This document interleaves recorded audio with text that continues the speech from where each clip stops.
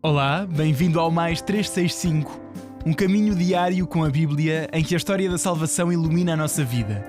Somos cada vez mais os que fazemos este percurso em que todos os dias tomamos consciência que a nossa história faz mesmo parte da história da salvação que Deus anda a construir com a humanidade desde sempre. Eu sou o Francisco e trago-te este podcast em nome das equipas de jovens de Nossa Senhora. Seguimos do Gênesis ao Apocalipse com a tradução da Difusora Bíblica, aprendendo a erguer o nosso olhar para o alto, sempre acompanhados por Nossa Senhora. Hoje é o dia 99, estamos no período do Evangelho de São João e vamos ouvir João 1 a 3 e Provérbios 5, 1 a 6.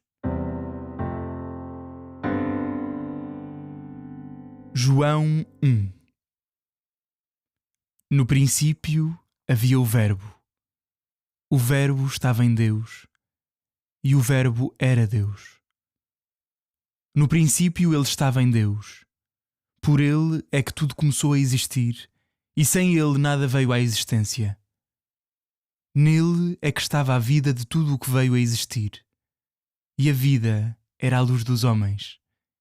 A luz brilhou nas trevas, mas as trevas não a receberam. Apareceu um homem enviado por Deus que se chamava João. Este vinha como testemunha para dar testemunho da luz e todos crerem por meio dele. Ele não era a luz, mas vinha para dar testemunho da luz. O Verbo era a luz verdadeira que, ao vir ao mundo, a todo o homem ilumina. Ele estava no mundo e por ele o mundo veio à existência, mas o mundo não o reconheceu. Veio para o que era seu e os seus não o receberam. Mas a quantos o receberam, aos que nele creem, deu-lhes o poder de se tornarem filhos de Deus. Estes não nasceram de laços de sangue, nem de um impulso da carne, nem da vontade de um homem, mas sim de Deus. E o Verbo fez-se homem e veio habitar conosco. E nós contemplamos a sua glória, a glória que possui como Filho unigênito do Pai, cheio de graça e de verdade. João deu testemunho dele ao clamar: Este era aquele de quem eu disse: O que vem depois de mim passou-me à frente, porque existia antes de mim. Sim, todos nós participamos da sua plenitude, recebendo graças sobre graças. É que a lei foi dada por Moisés, mas a graça e a verdade vieram-nos por Jesus Cristo. A Deus jamais alguém o viu. O Filho unigênito, que é Deus e está no seio do Pai, foi ele quem o deu a conhecer.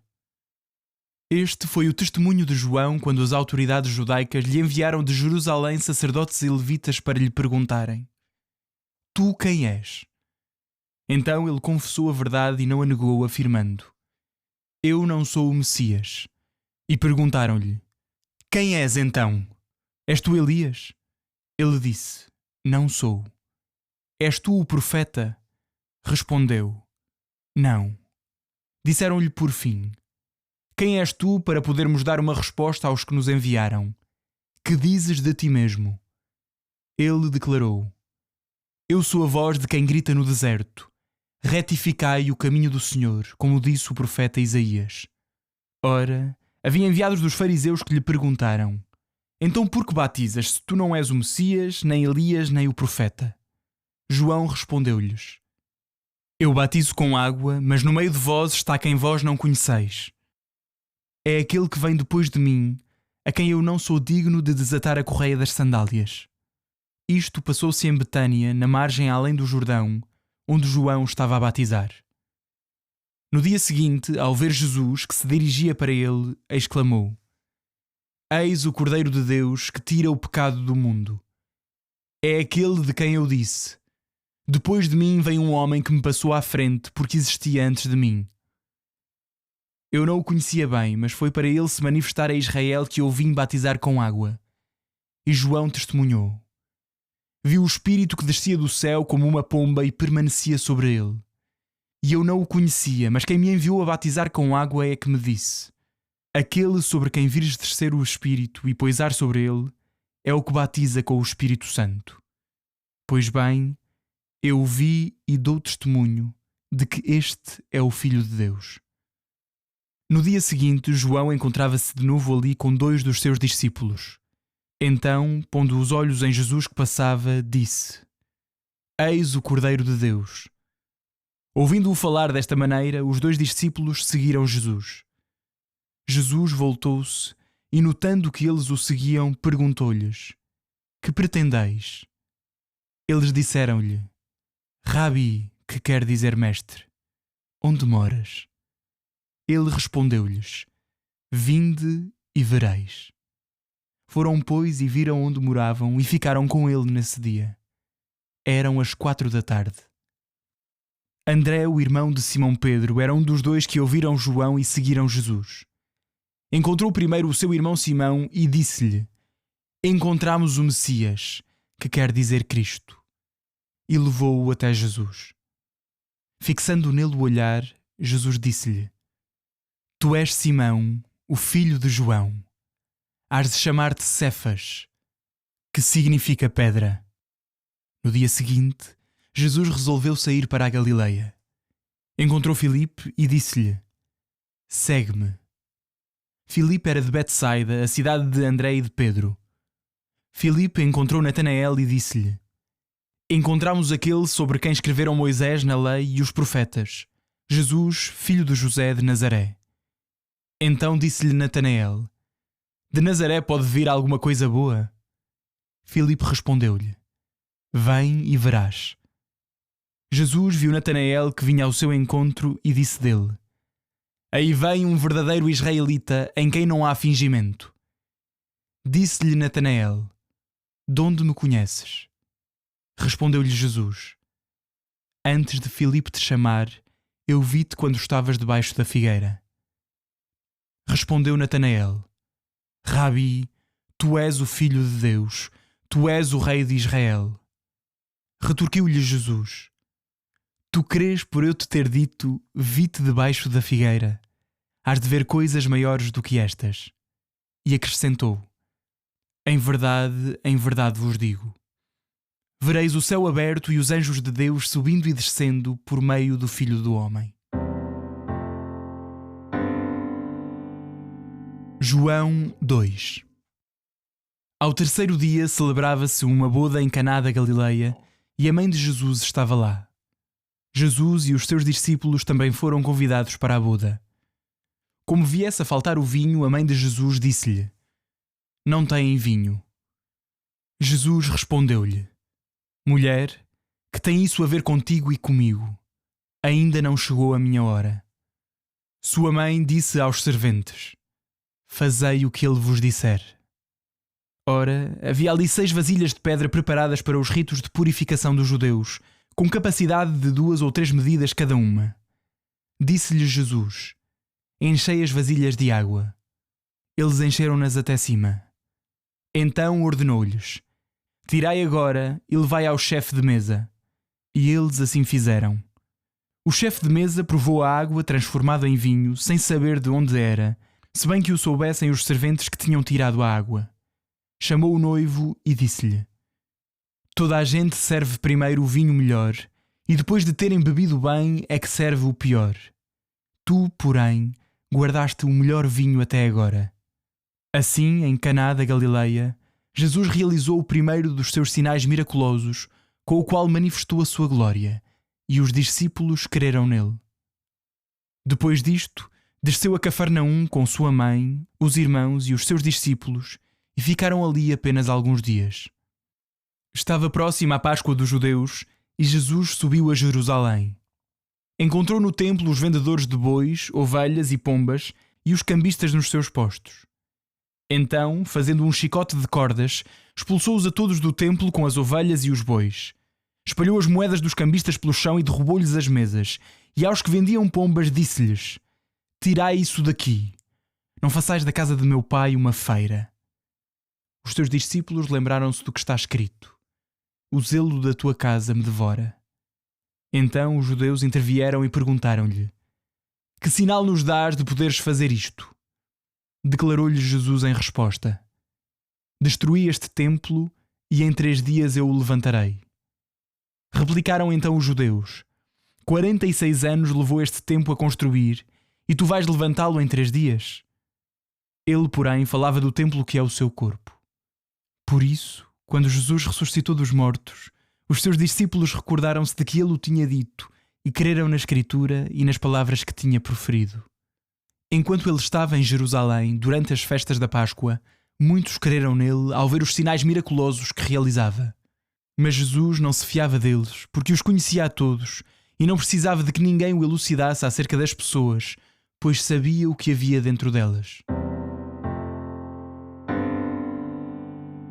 João 3. Entre os fariseus havia um homem chamado Nicodemos, um chefe dos judeus.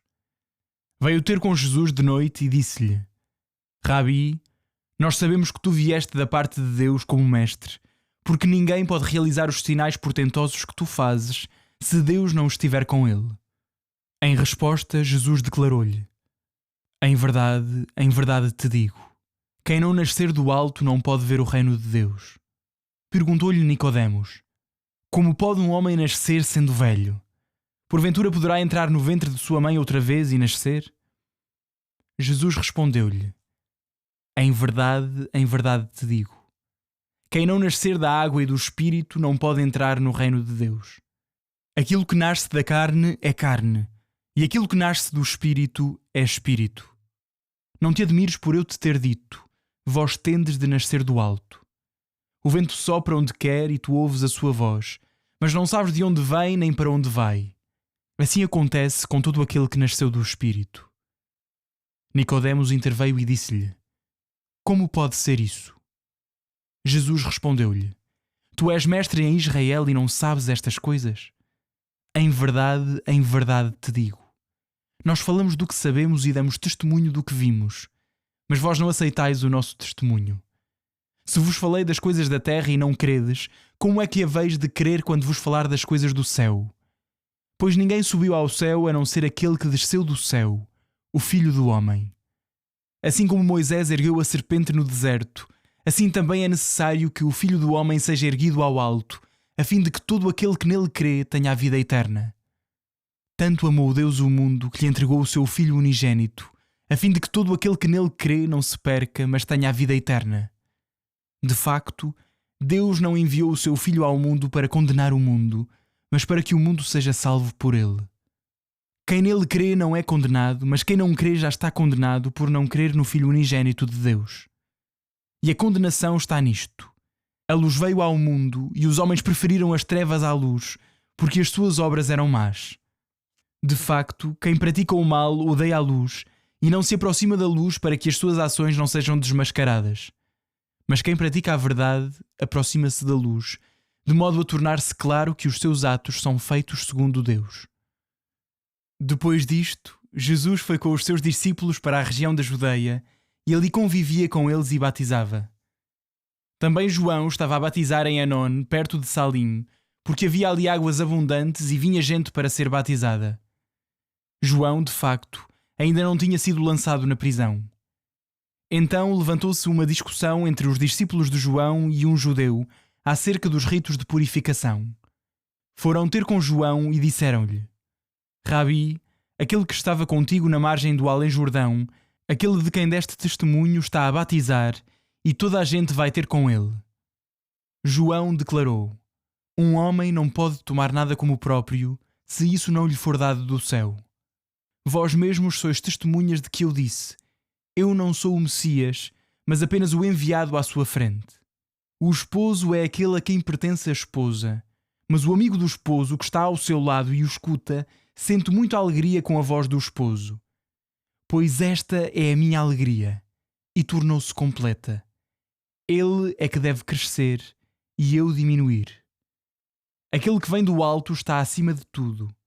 Quem é da terra, à terra pertence e fala da terra. Aquele que vem do céu está acima de tudo e dá testemunho daquilo que viu e ouviu, mas ninguém aceita o seu testemunho. Quem aceita o seu testemunho reconhece que Deus é verdadeiro, pois aquele que Deus enviou transmite as palavras de Deus, porque dá o Espírito sem medida. O Pai ama o Filho e tudo põe na sua mão. Quem crê no Filho tem a vida eterna. Quem se nega a crer no Filho não verá a vida, mas sobre ele pesa a ira de Deus. Provérbios 5, 1-6.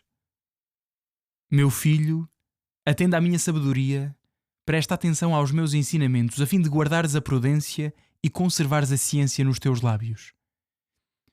Os lábios da mulher estranha destilam mel, e a sua boca é mais suave que o azeite. Mas o seu fim é mais amargo que o absinto, cortante como a espada de 2 gumes. Os seus pés escorregam para a morte, e os seus passos levam à região dos mortos. Ela não presta atenção ao caminho da vida, os seus passos extraviam-se sem saber para onde.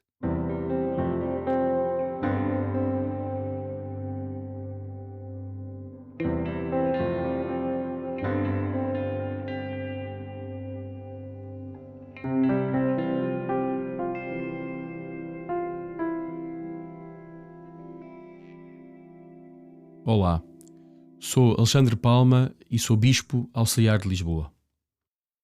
Começamos a leitura do 4º Evangelho, o Evangelho segundo São João. Será provavelmente dos 4 Evangelhos o mais tardio, será obra de um autor histórico cujo nome permaneceu desconhecido, mas cuja referência perdurou no texto e na memória cristã como o discípulo amado.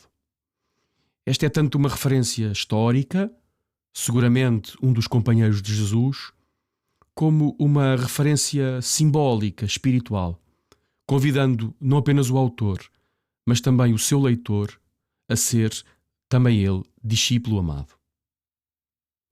O Evangelho de São João apresenta uma atmosfera própria. Tem grandes temas como a luz, os sinais, a hora, a vida. Nele Jesus aparece com a fisionomia do Filho amado do Pai, mas também por isso como o seu enviado. É um Evangelho onde ganha grande importância os encontros, os diálogos tidos com Jesus.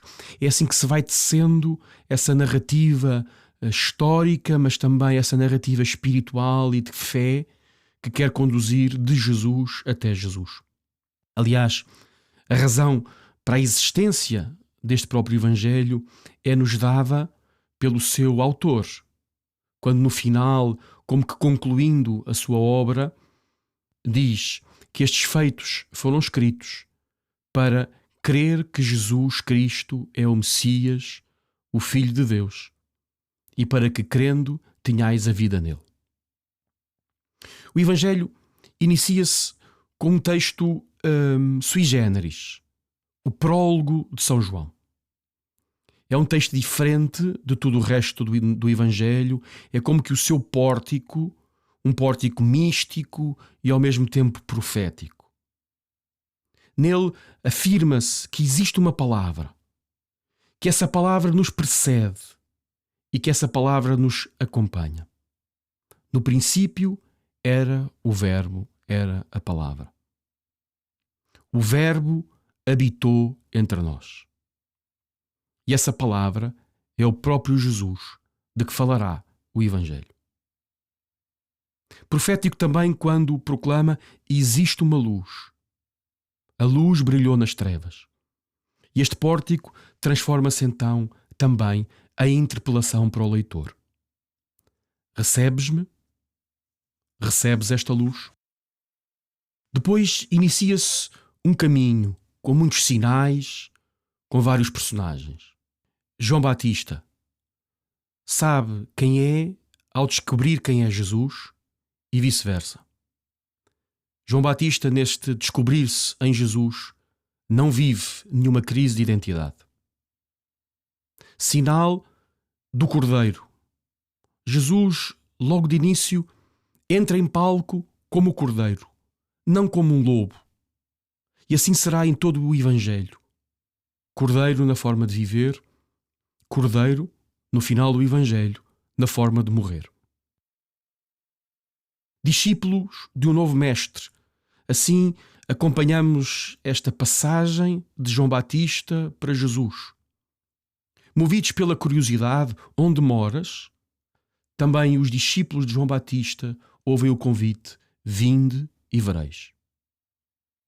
Curiosidade que se comunica, interpelação que se alarga, de irmão a irmão. Encontramos o Messias, clamam. segue-me, ouvem. Desafiam-se os preconceitos. De Nazaré pode vir algo de bom. De onde me conheces? Inicia-se, pois, um caminho dos discípulos com o novo mestre, que estão a descobrir porque estão a seguir. Logo no capítulo 2, em Caná, grande sinal, o primeiro sinal.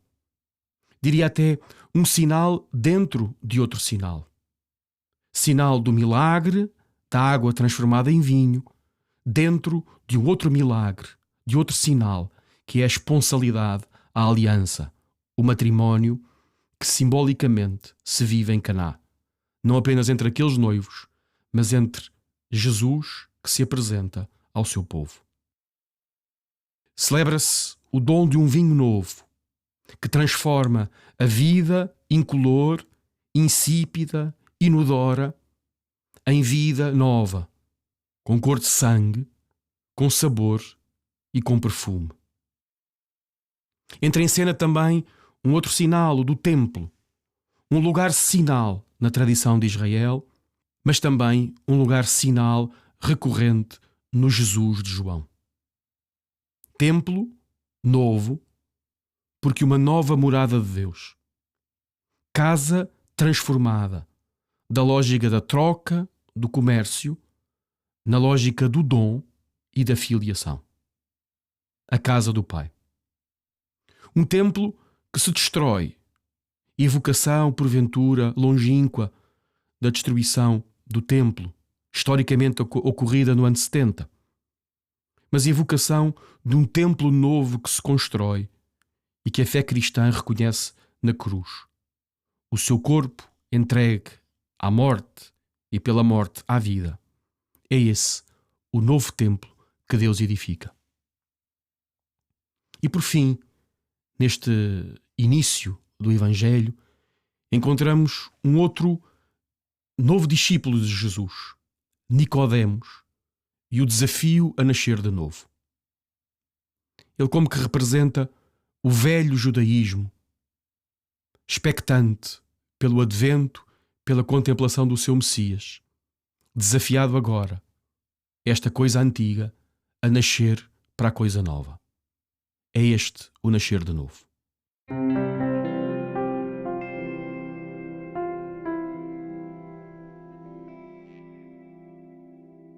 A minha alma glorifica o Senhor e o meu espírito se alegra em Deus, meu Salvador. Porque pôs os olhos na humildade da sua serva, de hoje em diante me chamarão bem-aventurada todas as gerações. O Todo-Poderoso fez em mim maravilhas, santo é o seu nome.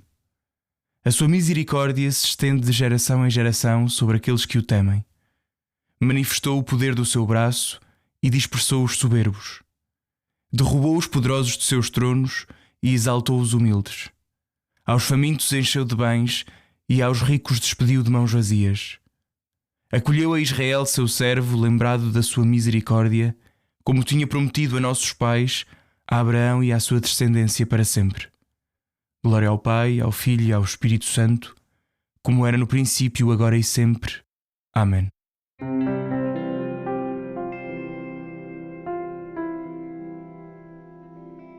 Foi o primeiro dia a ler o Evangelho de São João, este dia 99, que também mostra que o que lemos até agora ajuda a compreender melhor a vida de Jesus.